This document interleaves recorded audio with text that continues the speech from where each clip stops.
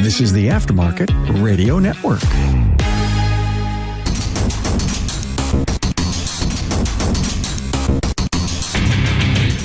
Welcome, everyone, to yet another episode of Diagnosing the Aftermarket A to Z.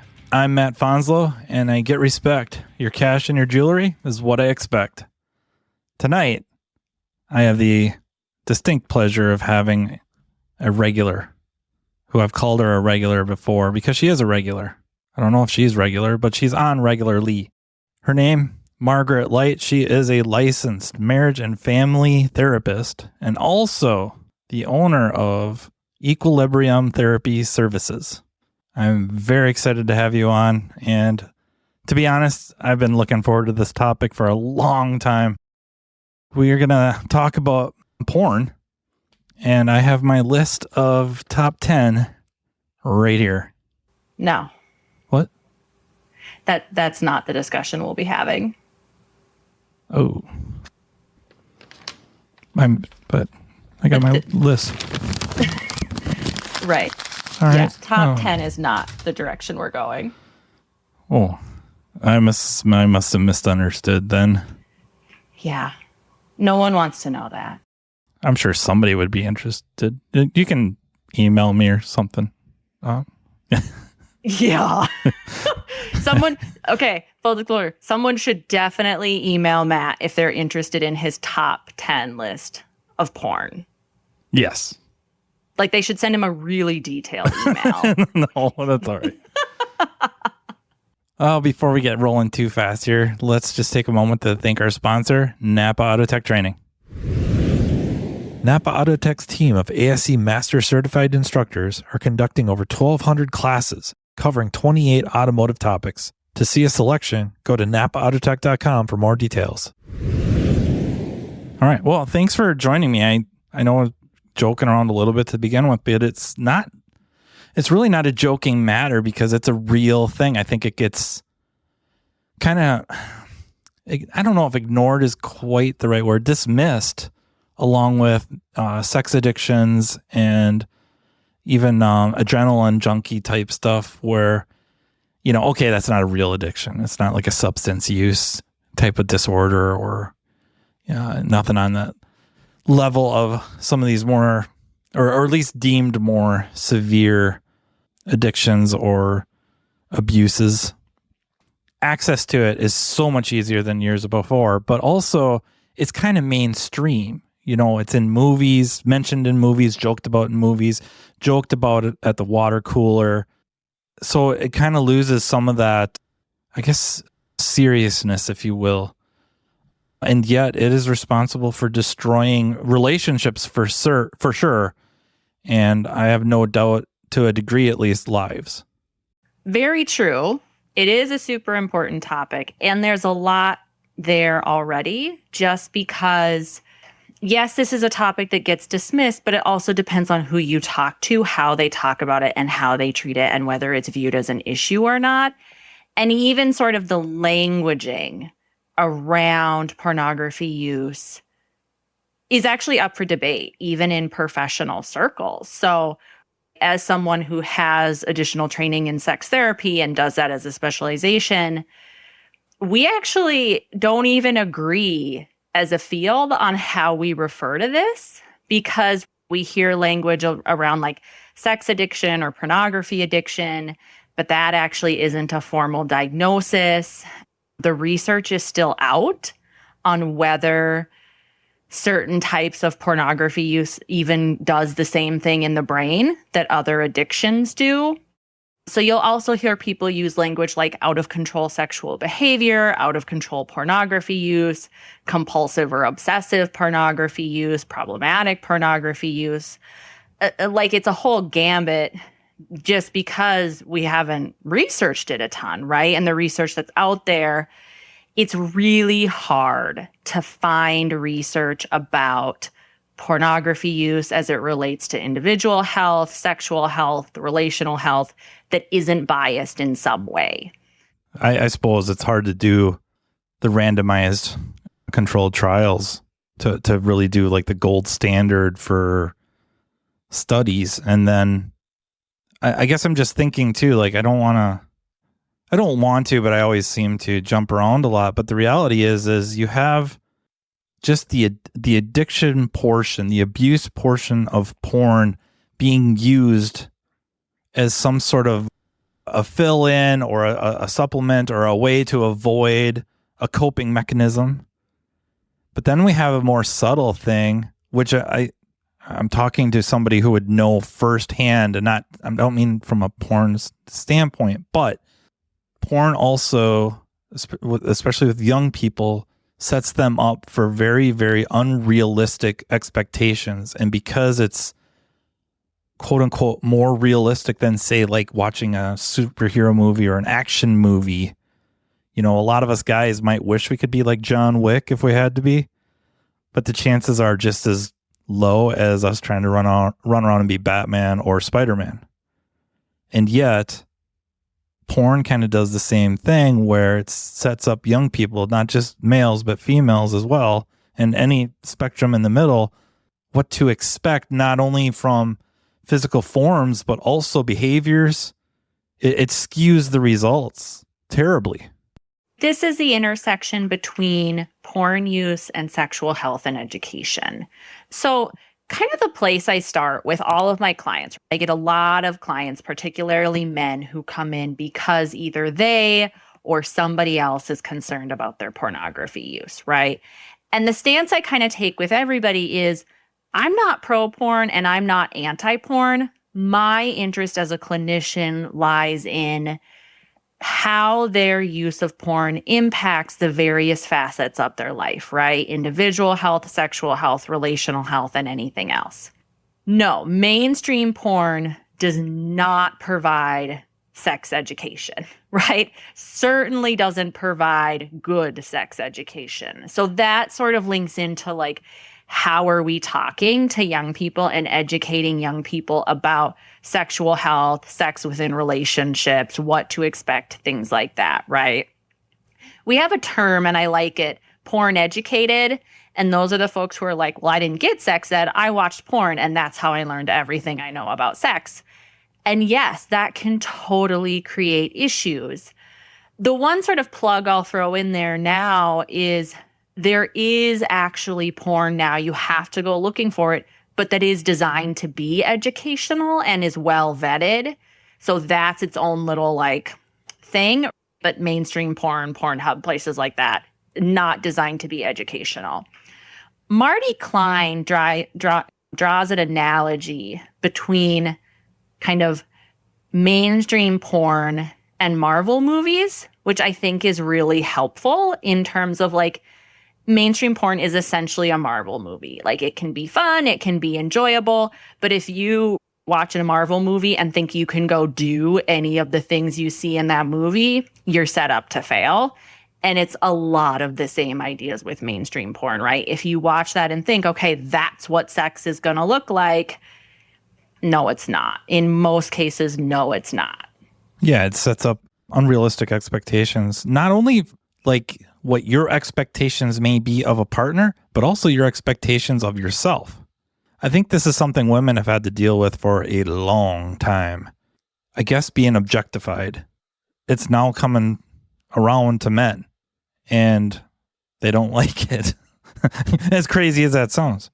I think there's two pieces to that, right? When we talk about porn and expectations and relationships, in cis-het couples, which is where we see most of the conflict around porn use, there's a few things that happen there, right? There's varying definitions of what sexual fidelity is and what people believe cheating is or not. So that's like a value and a definition thing we have to navigate. But then there's also the piece of, is one or both partners believing or feeling that because someone's watching porn, that is now the expectation of them, right? And it can happen in one or both, right? Like, if it's the male partner watching porn, could he have unreasonable expectations? Sure, totally, right? But I've also seen times where he can be very clear of like, no, I understand, like, this is not what you're going to do or look like, but there's still an internalized thing for her where that fear exists. or there's a sense of like, what's wrong with me, or why am I not good enough that you're doing this? So there's a lot there. This is a big topic, really. I mean, obviously, it's probably one of those, even same with like a sex addiction, where it would be very difficult for somebody that is to admit that they are. You know what I mean? It's bad enough with like a substance use disorder. They don't think they have a problem. And yet the symptoms may be missing work, pulling away from relationships now with whatever substance or activity. Well, the same with porn, but you're probably not missing work a lot because of it, unless it's like a video game's coming out and you just can't wait for it to be released. And so you're calling in sick so you can be ready for it. I don't know about that. So let's talk about for a minute what warning signs around porn use could be, right? Because there is totally a way to use porn in a way that facilitates sexual health, is acceptable relationally, is okay individually. There's totally a way to do that. And we should talk about that at some point. Absolutely. There are also signs that something's going wrong. So the big warning signs I see, and this happens more often than people think, is about where they use it, how much they're using it, and the feelings that come with use. So the amount of people I see who come to me because they're using porn in a public location is really high. We're talking about people using it in public bathrooms. They're watching it. They're not masturbating in this scenario, but they're watching it as they're grocery shopping or as they're driving to work, or they're watching it and masturbating at work. Those would be all signs that there's something happening for you, right? I think we all agree that that is not an appropriate place for that activity. Or while you're waiting for your car to get repaired and you're still Bluetooth to the radio and now the shop knows. Mm-hmm. Yes, it sounds like that's happened. I've heard of that happening. Yeah. It's not that uncommon. People use it as they're driving down the highway. People use it their kids' school, in the public restroom. Like, any of that would be a sign something is going on around this that maybe needs some help, right?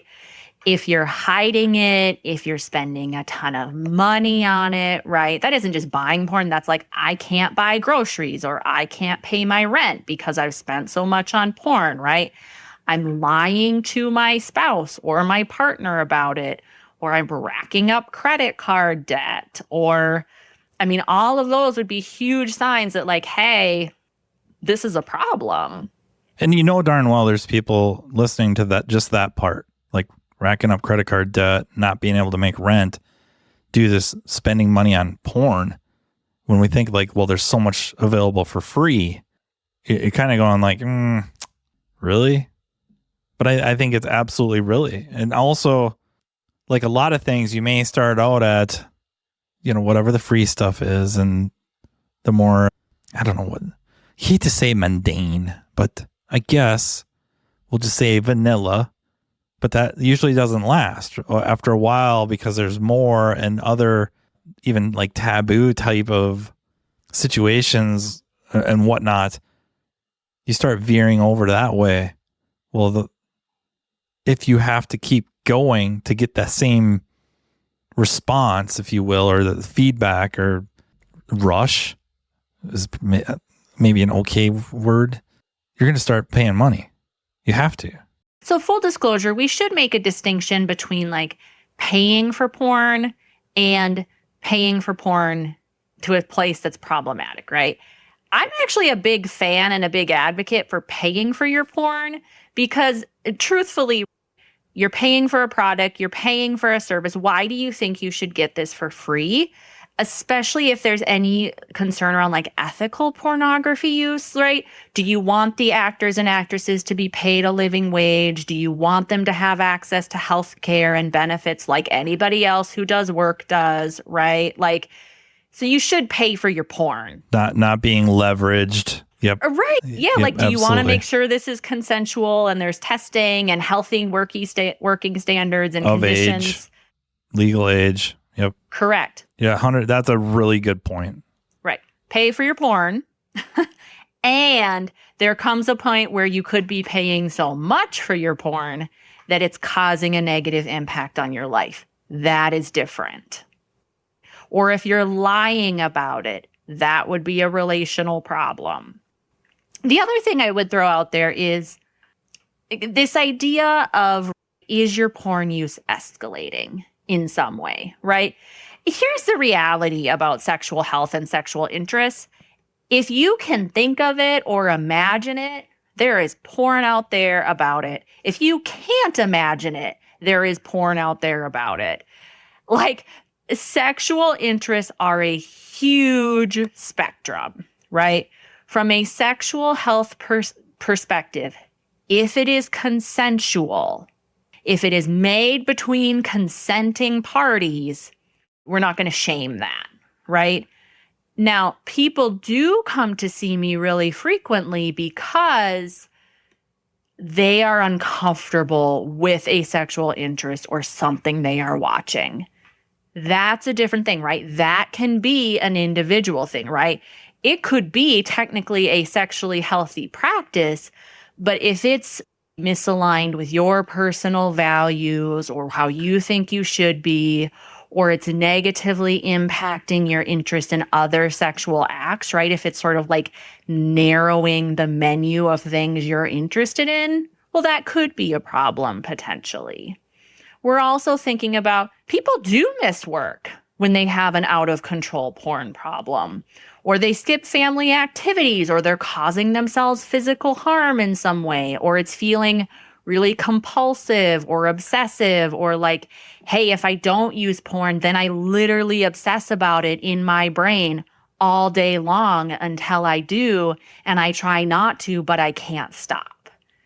Those would all be really big warning signs that something's going on, right? That sense of being out of control, or I can't prevent it, or I can't focus on anything else.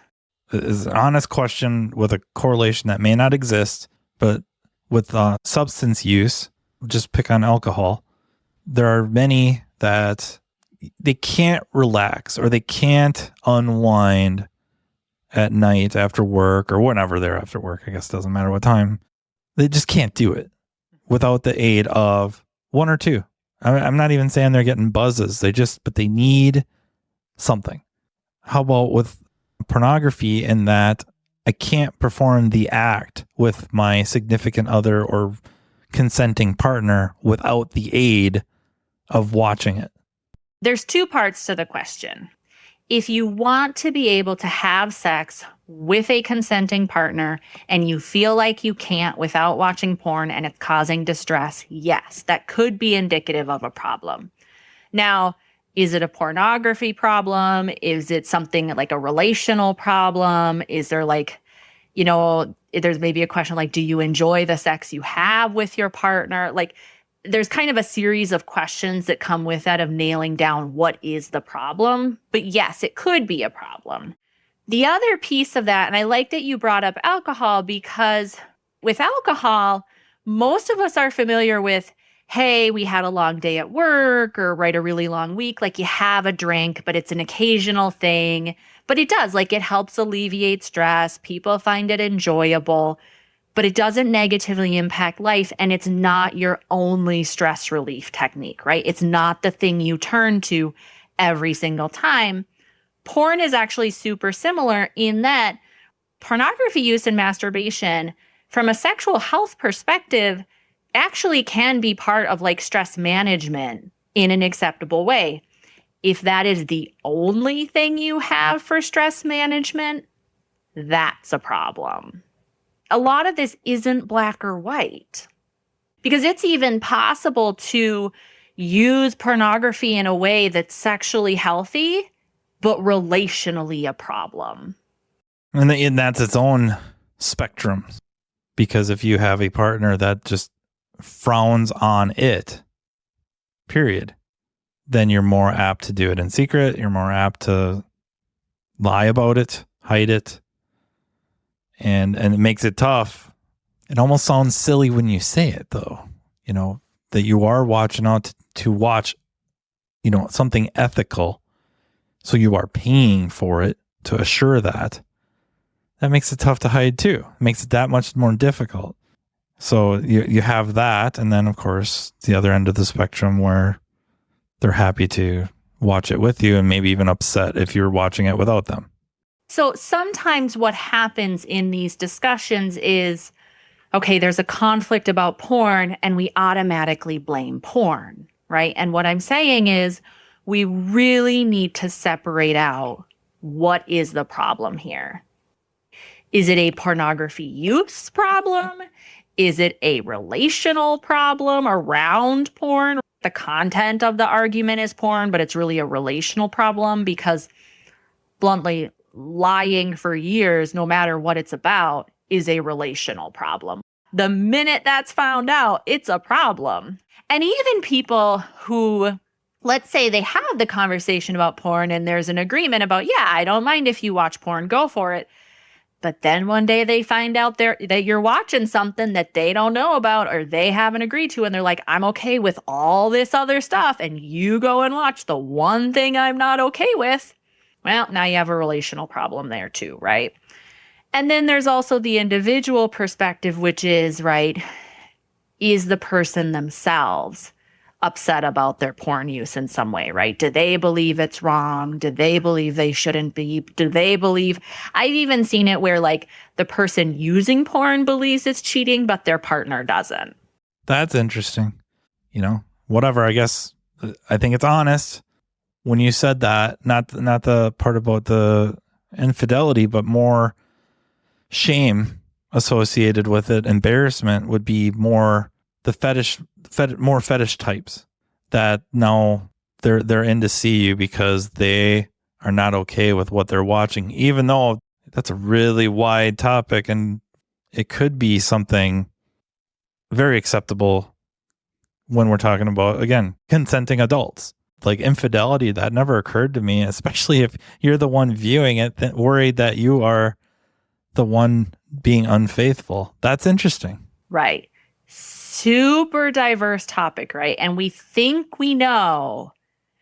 But like I said, if you can imagine it, it exists. And if you can't imagine it, that exists also, right? And we get a lot of messaging around how we should, quote unquote, be. What we should be interested in, what we should do, how we should look like, what it should feel like. And it's a very narrow box. Very. And because of it, you may not be able to open yourself up, I guess. I was going to say relax and enjoy it, but you're so worried about hitting these targets or learned behaviors that you saw, you don't. And now the actual viewing of it is more rewarding than the actual act itself. It's almost like kids nowadays, a lot of them, it seems like they're more willing to watch kids play on like a YouTube or whatever. They're more okay watching kids play than actually playing themselves. It's interesting. And it seems like, or not seems like that, I know that that's a thing with pornography. Right. So there's a super interesting discussion there around the purpose of pornography for individuals. When do they use it and why? Right. So sometimes what I see happen when pornography use becomes problematic is it becomes an emotion regulation tool and it becomes someone's only emotion regulation tool. Right. And people vary in how much awareness they have of this, right? Some people are really able to come to me and say, whenever I feel bored, I use porn. All right, well, that's a good first step. We've identified the emotion that this is linked to, right? But other folks are like, I'm viewing it 25 times a day and I have no idea why. And sometimes it's multiple emotions. I'm stressed, I'm bored, I'm sad, I'm hungry, I'm pissed. Any emotional experience, this is my solution. I feel temporarily better. And then as soon as I have another emotion again, I need to use it again. And it's so easy to do. So easy. Easy and accessible. Maybe a really, really bad correlation or relation, but it reminds me of some people I know that cut. And I don't want to go, I mean, it's technically, I suppose, self-mutilation, but they many times are cutting multiple times a day for similar things that you just rattled off. Well, right. It's an emotion regulation tool as well, right? So when I think about clinically, like, how am I going to help this person kind of morph their use into something that's more adaptive or facilitates more involvement in life? One of the things we know is that, and it doesn't actually matter because I do the same thing with folks who are cutting or self-harming. If you don't have any other emotion regulation skills, I can't actually take this skill away from you because like you're not going to abstain from it, right? That's not even realistic. And B, it might even be hurtful if I do, because if that's truly your only thing to cope with, where does that leave you if you have nothing else, right? So a major part of that work, and this is true for right out of control pornography use too, is can we start to expand your repertoire or the menu of options you have for coping with your emotions? Practicing other skills, right? And actually, from a sexual health perspective, if somebody's coming to me because they feel like I'm only interested in this one very specific sexual act or video or type or whatever it is, we're doing the same thing of working on how do we expand the menu of things that are sexually appealing to you, and how do we expand that menu to include the things your partner is willing to do? Like, that's part of good sex, is there has to be overlap between what you want and are willing to do and what your partner wants and is willing to do. If there's no overlap, you're having a tough time. Yeah, and indicative of more issues that are outside of porn, and it could be amplified because of it. Like a lot of stuff, it's just not the root cause. A lot of times, not the root cause. So sometimes I kind of talk about process versus content. The underlying process is the issue, right? It could be, I have no skills to deal with my emotions. I feel something, I'm not even aware of it. I don't know what to do with it. I just try and make it go away, right? That's the underlying process. Content is whatever you stick in the blank there. It doesn't matter if you fill it in with porn or cutting or alcohol or rage or workaholism. Like, content's content. The underlying thing is what we actually have to work on. And still wildly unaddressed. I hate to say background. It's not like I have a background in it, but my life since being with Danielle, I guess not my life, but at least more of my experiences involve substance use disorders with chemicals, chemical dependencies. And that's so many is undiagnosed, untreated mental health disorders. And they're self-treating, or I suppose completely avoiding is still a treatment. Maybe not super effective, but it's a treatment. And this follows a lot of the same lines where I can definitely see how it would allow you however long to check out and trigger more, really probably dopamine in your brain than just saying running off to the bathroom to watch 15 minutes of a Marvel movie. So, there's more going on than just that, but it's definitely triggering, our base, you hate to say like reptilian brain level, but. Well, the reality is, if you're pairing porn and masturbation and orgasm, by definition, you're releasing chemicals into your body. Like, that's just how that act works on a biological level. So there is something there about, like, you do feel good. That's just a fact of it. And here's the other piece of it, right? There's this idea of neuroplasticity in the brain, right? Our experiences, the things we do, they literally change the connections and to some degree the structure of our brain, right? So it doesn't matter what task we're doing over and over and over again. Any task we do repeatedly essentially creates a super strong connection in our brain on a cellular level. That's why you get better at things. That's why you get quicker at it, right? That's why it gets easy to do it automatically. So if your only coping skill in this scenario is pornography and masturbation, that pathway is just going to get really well developed in your brain. It's going to get really easy to do it instinctively, right? Those connections get formed. And then they take a lot of time and intentional effort to do anything else different. And again, that's with any skill or experience. There's nothing unique happening here. It's one of my favorite topics, neuroplasticity.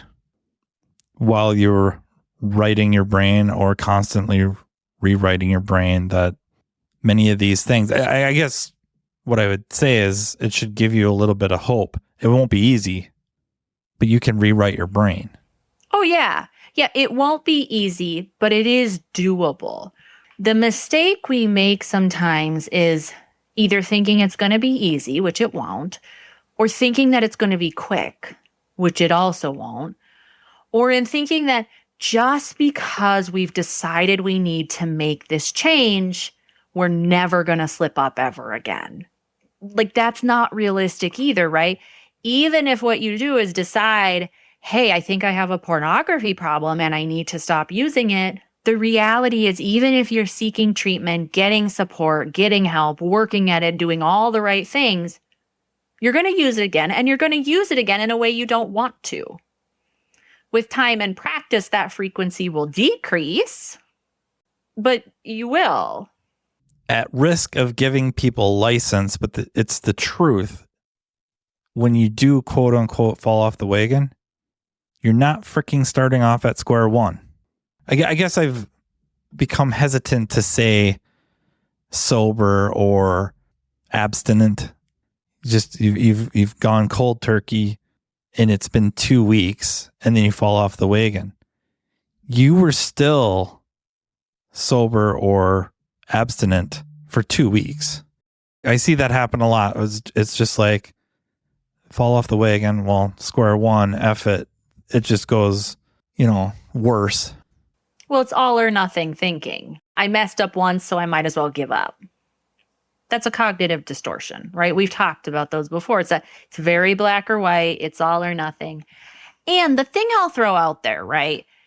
If someone comes to me or when someone says sex addiction or porn addiction, do I understand what they're referencing? Yes. I don't use that language professionally because when we talk about other addictions to chemicals, alcohol, whatever, yes, a biological dependence can be created or a physiological dependence can be created by certain substances, but we can actually live without them, right? When we're talking about things like sex, or the other thing I hear a lot about is food addiction, sex drive, sexual desire, like it's an inherent biological thing. It's a piece of us that we can't get rid of. And so we're not going to be abstinent ever. And from a sexual health perspective, that's not even a realistic goal. The trick is, how do we use this in a way that is adaptive for me, that's healthy for me, that facilitates my health and well-being, that doesn't harm me in some way and doesn't harm my relationships? It's like when people talk about food addiction, you got to eat. So you're not going to abstain from that. Napa Autotech training sessions are being conducted day and night in a town near you. This training caters to every level within your organization, be it a mechanical assistant, a mechanical specialist, a technology specialist, or a driver safety calibration specialist. Imagine a one-stop shop training partner in Napa Autotech that will lead your team to a path to greatness. Autotech's entry-level Build-A-Tech classes convert the untapped potential of your new hires into money-making mechanical specialists. Autotech's higher-level tech update classes introduce specialists to the world of ever-changing technologies, which prevents your shop from getting technologically stagnant. Remember, if you're not moving forward, you're falling behind. And, turning to the front of the store, the Autotech Service Advisor class is an awesome way to hone your client advocate skill set, ultimately benefiting the customer through an improved vehicle repair experience. But it doesn't stop there. Imagine an electric vehicle class that takes your specialist well past the mundane, yet necessary safety topics. Well, it's here. Autotech's EV Ready training is a week-long curriculum that takes participants through a hands-on experience involving hybrids and electric vehicles. The session kicks off with the use of PPE and proper tooling while touching on required OSHA regulations. Then, the students dive into the lab vehicles to gain knowledge of the common high-voltage components on EV and hybrid vehicles and their function. Attendees will be taken on a path exposing them to different electric vehicle manufacturers to compare component form and location. Additionally, information about Level 1 and Level 2 charging systems will be included, along with a quick look at DC to DC charging. The operation and maintenance of subsystems are explored, including the different modes of Tesla operations, and so much more. So what are you waiting for? Commit to taking your business to the next level with Napa Autotech training. I don't know if it's wanting to discuss as much as I just feel like it's a thing when we're talking about the content and how the algorithms for the systems using for accessing porn are playing on things, not just, it could be individual, but I don't know as much individual as like the scope of all the users and how it in itself can help, and help's a bad word, but drive preferred content. I think years ago, it would be just, it would be either homosexual or heterosexual primarily, and consenting adults, attractive, whatever. And now, and it's probably been that way for the last few years, and it's been mentioned on many different, not just podcasts, but in the news and all that, is like a lot of the content is things like step parents, step siblings, step sons or daughters. And because of that, that helps drive what new users and people that are just using it, that are viewing it, it starts to drive what they want to consume more of, and can start skewing and messing with people's expectations is a really rough word. I'm thinking more what they are more likely now to fantasize about when not watching. We see it and have seen it over and over and over. So I just remember, man, it was an interview with Hugh Hefner, who, if you don't know, was the owner of Playboy magazine. The point of the interview was he was asked, how have women changed through the years? Like, what do people find attractive? In this case, mostly men. And he said the faces, whoever was deemed beautiful when he first started, would still absolutely be considered beautiful today, this is probably back in the very early 2000s. But the bodies have changed. And that was, I'm pretty sure it can be proven quite easily, that was driven a lot by media and what is shown to be these models. Not so much just in Playboy magazines, but over and over. Movies, magazines for fashion. The bodies have changed. And now they're starting to go a little bit the other way, probably, and thanks to Beyonce and those body types, is kind of going back to what you would say years ago, but it's kind of driven by what's fed to us. I think there's a very real thing going on where if you're not conscious, and for adults, which would probably hopefully be late 20s, early 30s, you can probably figure out, okay, what's going on, what I'm being fed, and how that should affect me in real life. But when you're young and people are accessing this long before they're adults, how is that shaping their, I guess, fantasy life? And I think it's affecting it very negatively. So there's a lot there. I'll say there is a movement within the porn industry to try and create more inclusive content that's more body positive. So we're talking about queer porn, feminist porn, ethical porn, things like that. If you view any of that stuff, it is very, very different from the more stereotypical mainstream porn that you find on Pornhub. Like, completely different lens. You're talking about female-led, female-directed, right? Queer folk running and directing it. It's completely different. And there's actually a lot of it out there. And there's a fascinating component to that where some of those folks even feel like having access to high-quality ethical porn is part of sexual health and sexual rights. And so they offer a combination of free and paid, but it's something they're offering free by choice because they view it as like a human rights issue. If someone were wanting to be a responsible consumer of porn and be really thoughtful about who am I supporting, how is it produced, what's the representation in it, what's the messaging, who is this sort of like created, like who is in mind when this is created, there are totally ways to do that. So that's part of it. The second part of it is, yes, porn is created for adults, hopefully with a decent sexual education and sexual health understanding. We're going to come back to that in a minute. It is not created for adolescents. So adolescents do need to be talked to and taught how to effectively use pornography. And you end up in kind of the same position that we do with like the sex talk, where people are like, just don't do it. And then that's the end of the discussion. You can say don't do it all day long. The vast majority of adolescents are going to view it at some point in time. And a certain percentage of those adolescents are going to view it on a regular basis. So it's helpful if they have the knowledge to understand what they're watching and what it means and how do we talk about it in an effective way. And that's the mainstream component, right? It's porn by itself is something we talk about, we joke around about. It did it in high school. It was way not as accessible. And the scope of things was not nearly as accessible. And then every show they watch, even these shows that are streaming that are supposedly for adolescents, are showing behaviors that, again, I think it just keeps piling on the pressure and even self-expectations of what should happen if I go to this party and I meet somebody I like. The next logical step isn't to just sit and have a conversation or go out on a date. It is immediately accelerated to, quote unquote, the bedroom.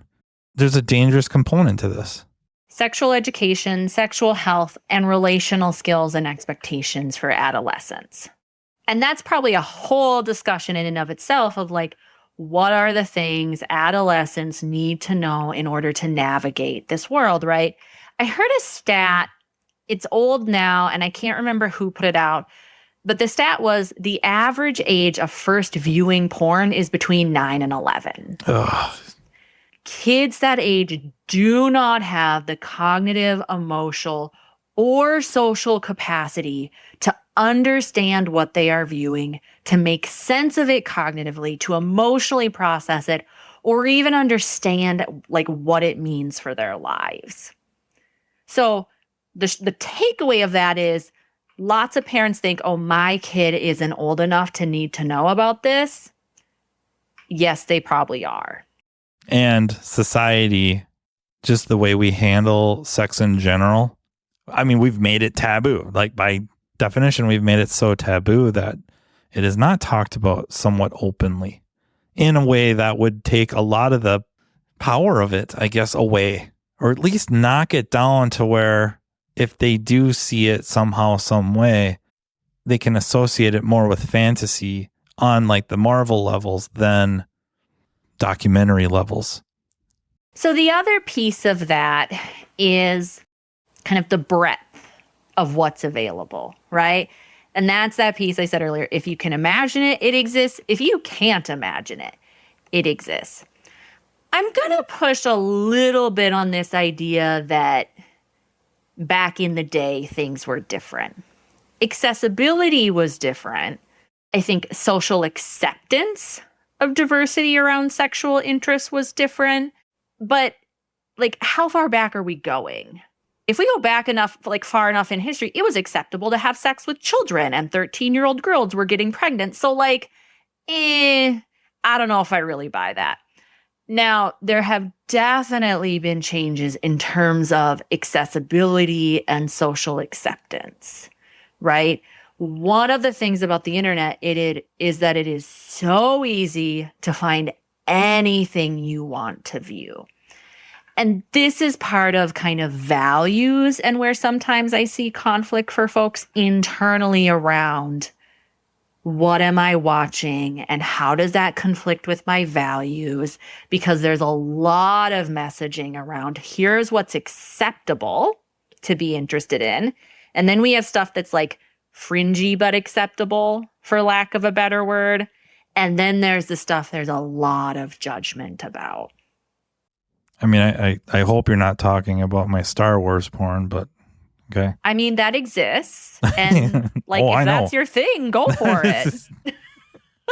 Yeah, the cantina. I mean, it's pretty mild compared to some of what's out there in all reality. Yeah, I was thinking about the algorithm too comment that it's the obvious comparison is just politics. The algorithms of the systems are going to feed you what you start to watch and develop a history for, and then it's going to exaggerate it. That's what they do to increase your viewing time.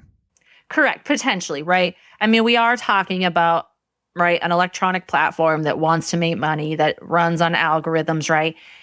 And if you are not thoughtful about what you are viewing and why and what that means for you, yes, right? It could feed you more extreme content. Now, if you're okay with that, like, go for it, right? If that isn't a personal distress factor, and again, right, if it's made ethically, it's created with consenting adults. I'm going to say something like a little controversial. Like, it's not controversial in the sex therapy world, but it's controversially in the public. Even like consensual non-consent, right? If it's depicting non-consent, but it is made consensually, all right, like if that's your thing, you're allowed to be interested in that. So again, yes, that algorithm can, like, it will adapt to what you view in terms of what it suggests for you. Yeah, and I'm thinking especially the free platforms because they have to make money. And so the way they make money is with the ads, which means they have to keep you watching longer to see more ads to make their money. Or the pay for, I don't know that they have to care as much. Of course they're going to kind of feed you. They're still going to make suggestions. Absolutely. But I don't know if the algorithms are so, I guess I'm going to go with so strong at feeding you things that will keep you on longer. Where if they're just getting their money, whether you watch 5 minutes or 5 hours, they're getting their money. They're good to go. But if you're a free one, like a Pornhub or a YouPorn, something of that, they need you to stay on there as long as they can. And it's not unlike Facebook, Instagram. Certain people are going to be and are at more risk for viewing that, like viewing content they find distressing due to lack of sexual education, not understanding what's happening, being a little socially naive. All of those things set someone up for sort of like, for lack of a better term, falling victim to the suggestions, right? The other thing I'll say, and this is a complicated topic, is in our research on sexual responses in people, the way our brains are wired, our bodies do physiologically respond to sexual content, whether we want them to or not, whether we allow ourselves to be consciously aware of it or not, whether it's something we're interested in or not, and whether it's something we'd actually want to do or not. And so if we don't know that, it is possible to watch a sexual act that we had never before thought of, experience physiological arousal, and then panic and judge ourselves because, oh my God, does this mean I'm into this? No, it doesn't necessarily. It means your body's doing what it's wired to do. But that's the sexual education piece of like, I don't know what your sex ed was like. Nobody taught me that in sex ed. Not that. No. I would say mine was a little more progressive than a lot where it wasn't. It may have been like abstinence. I hate to say abstinence based. Of course, it was strongly suggested because it's 100%. And not just so much 100% pregnancy, but also STDs. But then there was like, the reality is many of you are going to. And if you're not going to like this year, you might the year after, the year after. So then, but never anything like this about your response being a lot more involuntary than you think. And those responses not being indicative of what you're actually into. Correct. Lots of people watch things in porn that they never actually want to do. And just because you have an arousal response doesn't mean you're into that. And here's the other piece that people don't understand. Just because you feel aroused by something doesn't mean you actually have to do anything with it.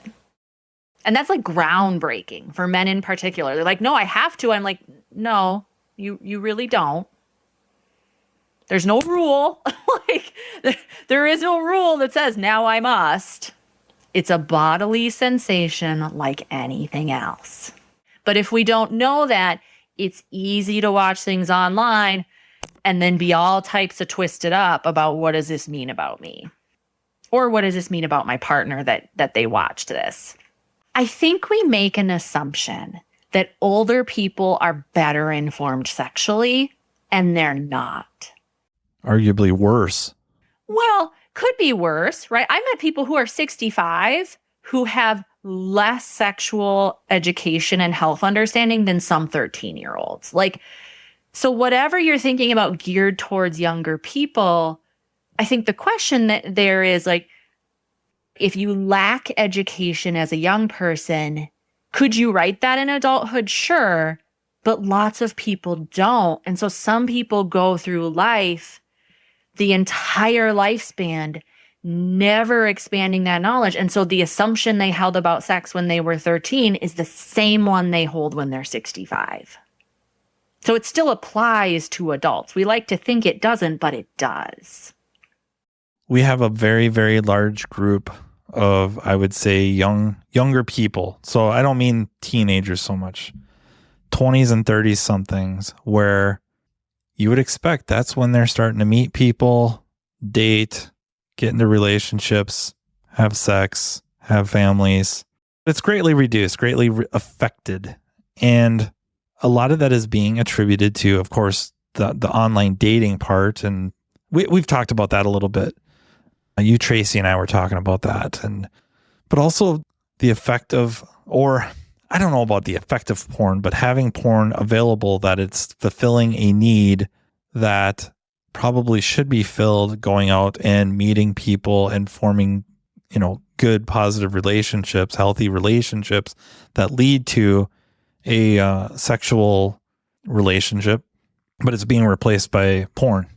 And we're seeing that happen with drops in birth rates and just, I think, in relationships in general.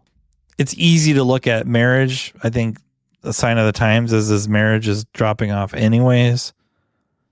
But that's one thing to point at is we're not seeing a lot of this happen because people are get done with work, go home, they got their phone, and they're not out meeting people. And it's kind of taken the place of or helping a generation of people not have a lot of interactions and relationships with people.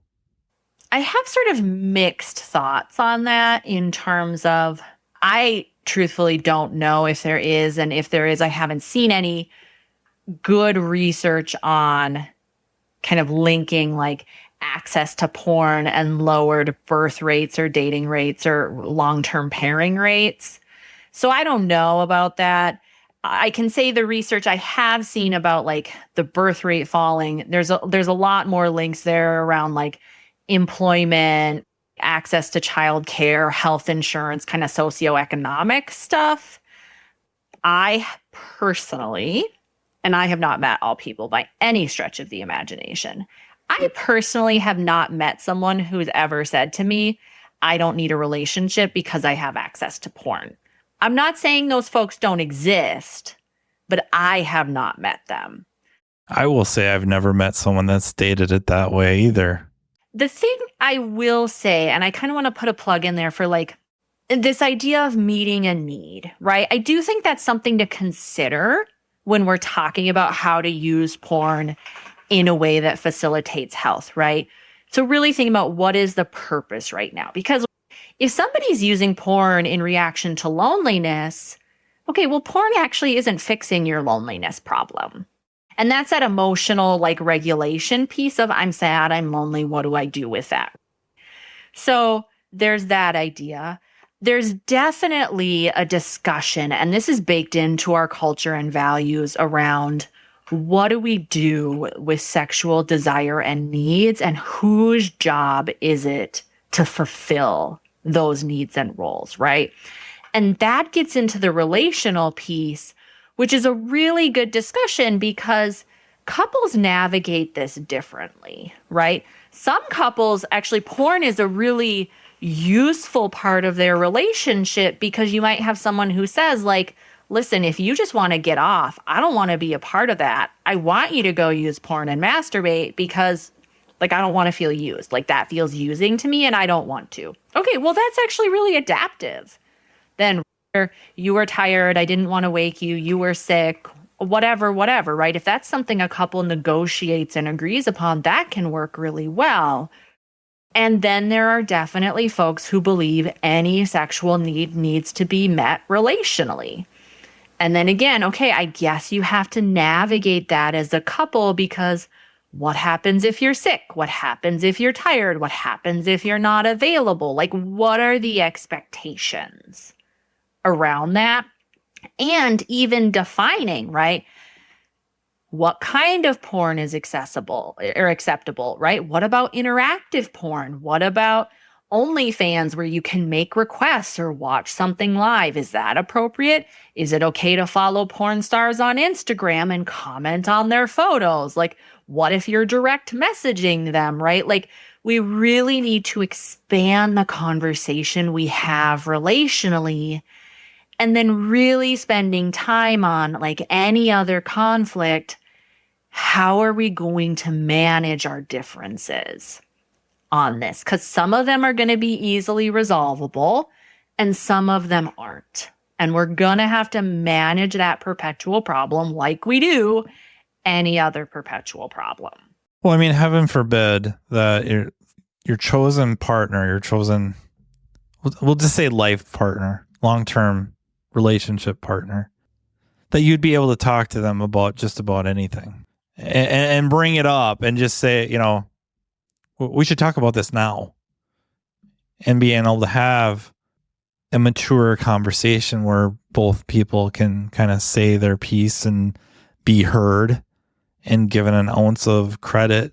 One thing that you and I know we've discussed it a little bit off microphone and not recording, but there's also addictions to drama.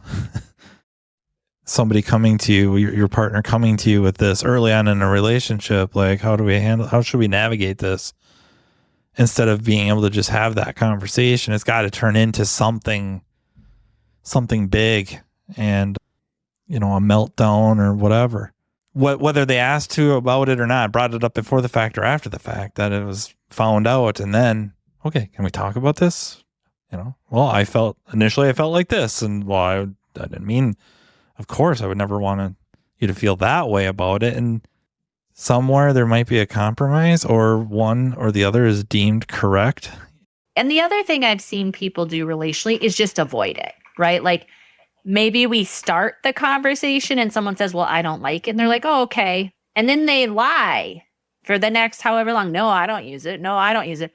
Or they lie by omission, which is still a lie, which is we just never talk about it and I just never disclose because they don't need to know, as if that's an acceptable relational practice. Like, if it wouldn't fly with anything else, it doesn't fly in this department either. Yeah, it is. It's pretty insane what people won't talk to their significant other about. And that's the relational skills piece around this, right? Is when we do talk about porn relationally, can we do it respectfully? Can we navigate the conflict well? Can we verbalize caring for each other? Do we blame or shame, or do we try to understand? Do we fire off and tell someone they're an idiot and they're wrong, or right? Like, I mean, that's my favorite thing. yeah, I mean, I don't know why the conversation goes bad at that point. I don't either. It's a mystery. I'll figure it out. Someday. But Clearly not a you problem. well, yeah. It takes these good relational skills to do that, right?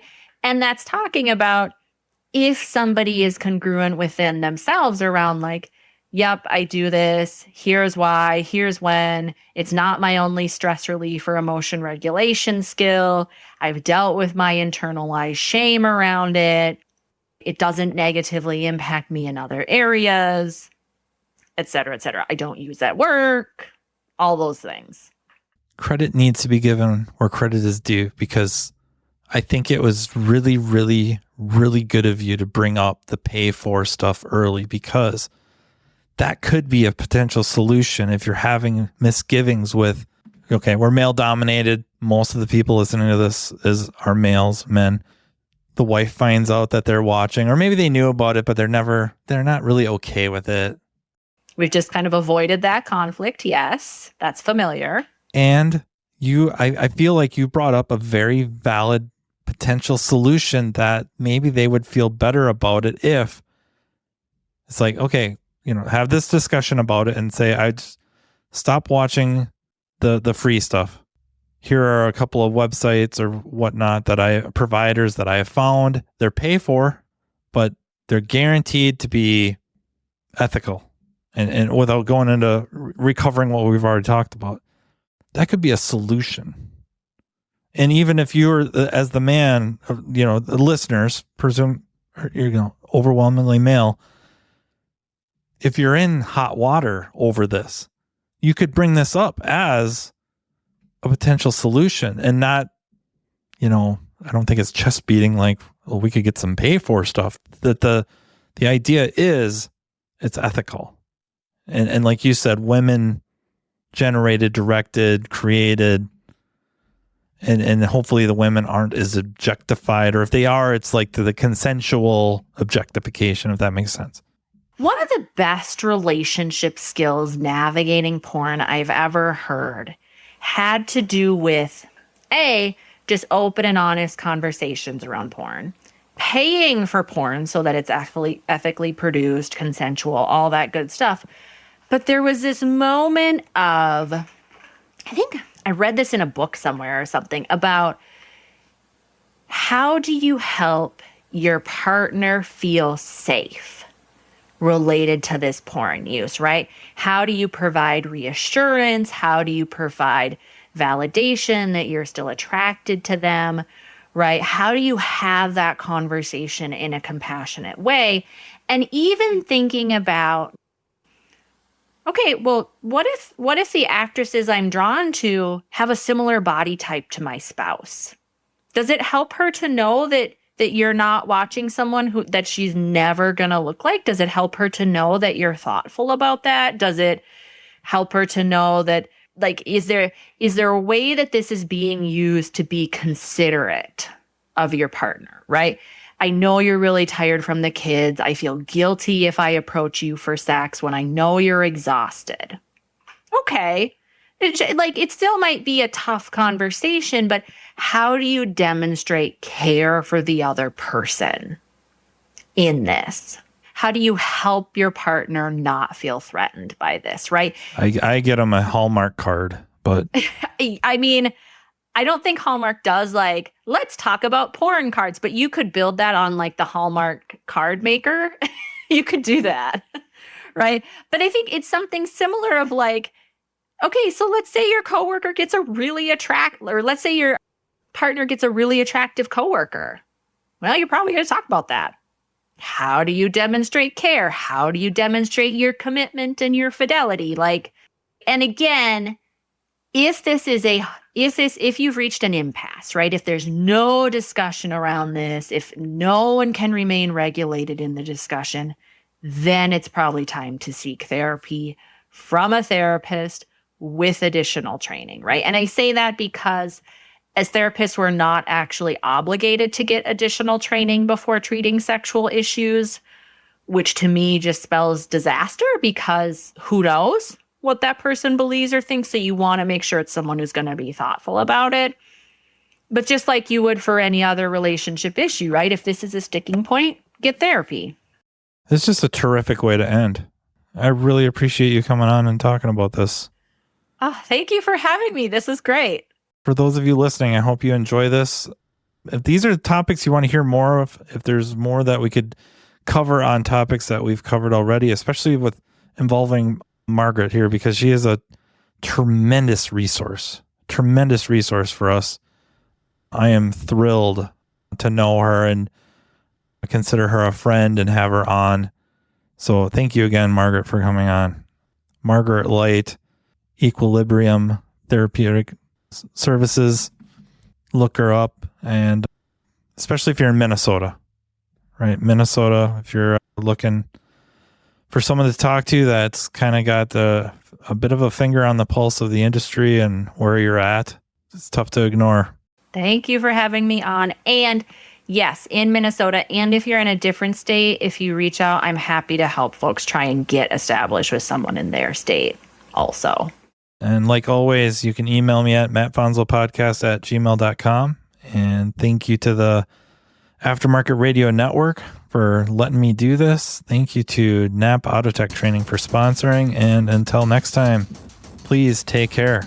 You've been listening to Matt Fanslow, diagnosing the aftermarket A to Z on the Aftermarket Radio Network.